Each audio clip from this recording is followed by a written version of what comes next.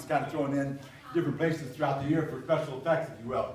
And today is one of those special effects days. Today I have a question for you. If you were going to be part of a trivia question, and it was about the Bible. Down here we're looking at the man who wrote this as the man who Jesus said, here, this is your mother, take care of her. He probably lived with Mary 10 to 15 years or so.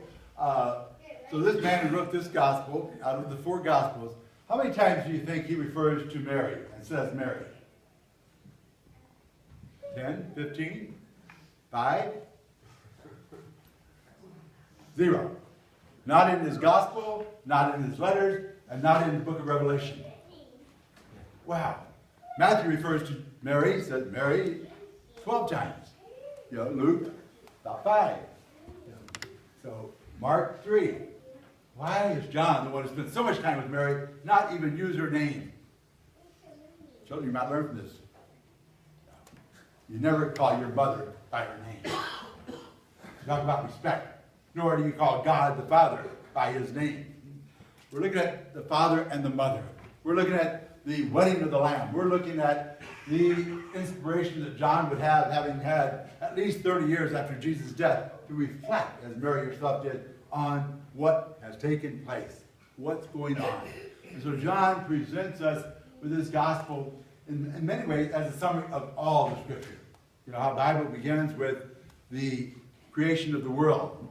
God created the world in 6 days, okay? And in that creation, the sixth, part of the sixth, the greatest glory that he had was what? When he created man and woman. And he said it was very good, this gift of marriage. And so the Bible ends with another marriage, the marriage of the Lamb in the book of Revelation. John begins now with the same thing. John begins, and you notice he doesn't say the first of Jesus' miracles. He says the first of the signs. That becomes a clue here for us. And then he gives us, with that clue, he says, okay, this is the chapter. They didn't use chapters in those days. You said something at the beginning and the end, much like you're taught in English class, right? You say what I'm going to say, then you say it, and then you say what I said. So he's saying what I'm going to talk about in the beginning is Cana, and it ends with Cana. Those 2 times. And the interesting thing with John in presenting that, what else type do you think of Cana? What other time do you really hear of Cana? Remember Nathaniel? Jesus encountered him and said, what good can come from Nazareth? It's like, now here's a guy who represents Cana. And there couldn't have been many people, so they're all related. And Nathaniel said, could anything good come out of Nazareth? John said, I'm going to show you. Here is something good, very good. So as we see that creation over. And in that story of creation, it's about a wedding feast. And if you notice the story here, it must be a pretty good sized feast. He says, okay, the mother of Jesus was invited, and so was Jesus and all the apostles. That becomes an important thing. So there's 12 apostles there with him. And in this wedding, as important as it was, we don't get any names. So guess who it's really about? It's about Jesus. Yeah. And we find the story there about the bridegroom, or the head waiter, if you will, and the groom. Something that would never happen in the culture. The head waiter is in charge of everything. You don't call the groom away from the banquet table to say, hey, I got a problem with what you're doing here. You're not celebrating your wedding the right way. No, that's not going to happen. That's his responsibility to keep track of what's going on. So John is making sure that his readers, his hearers, understand this is about Jesus himself. And so the head waiter really is John the Baptist again, as we keep hearing him in John. John says, I must decrease, Jesus must increase. John decreases so much so he no longer has a name. Now Jesus is that groom. And in this wedding, what do we find? We find how many? Always with John. Pay attention to names, places, and numbers. How many water jars do we have? 6. How many days of creation? 6. The 7th is the day of rest. And the great rest is 7 times 7. The great rest that we're looking forward to, the gift of heaven. And as we look at the story of creation, we see also in the Old Testament, John represents the Old Testament, we see the story of all of the covenants, whether it's with Noah, whether it's with Adam, whether it's with Abraham, whether it's with Moses. All of these other covenants come up short. They're not satisfactory. And that's what the headmaster is saying. There's 6 jars. And so Jesus turns that water into wine. And he says what? It's the finest wine. In other words, all of the older might be good, but it's not good enough. John the Baptist was the greatest of all men who have ever lived, Jesus says, but you are greater than him. That throws you back to the first reading. Just as a young man looks forward, it doesn't have to be young, right? A young man looks forward to his bride, so the Lord looks towards his union with you, his people, in this eternal wedding. Until we find these 6 water jars turn to wine. And 6 is always incomplete. Is Jesus going to leave anything incomplete? Hardly. Hardly. Because guess what he is? He is that completion. He is the 7th covenant. He is the perfection of all that is led up to him. And so we find in Jesus now, and again with John, focuses on wine. Guess what happens? Take this, all of you, and drink from it. This is the cup of my blood. Unless you drink the blood of the Son of Man, you do not have life in you. These are the words of Jesus in John. So we'll find towards the end of the life, when he enters into that eternal covenant, he said, this is the covenant.